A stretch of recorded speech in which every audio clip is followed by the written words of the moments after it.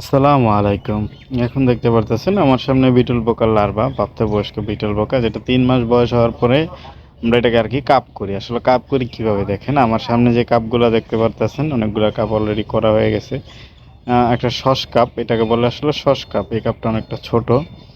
তো ৩০ এর একটা কাপ। তো দেখেন এই কাপের ভিতরে আমরা ৩-৪টা ছিদ্র কইরা দেই। পিছন সাইডে অথবা সামনের সাইডে ছিদ্র কইরা দিয়েই তারপরে এই কাপের ভিতরে এক পিস করে আমরা এই কাপের ভিতরে দিয়ে তারপর কাপের ঢাকনাটা আটকিয়ে দিয়ে তারপর আমরা এইভাবে একটা কার্টন অথবা যেকোনোর ভিতরে আমরা রেখে দিই।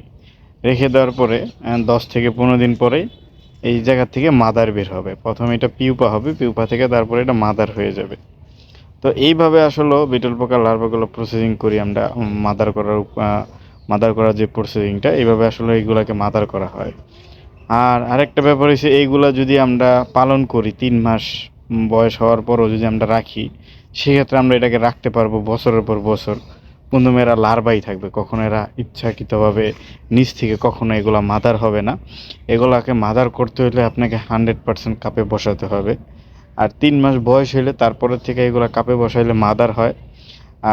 আবার অনেকে যদি চান যে না আমি তো এগুলা ৬ মাস রাখতে চাই, তা আপনি ৬ মাসও রাখতে পারবেন।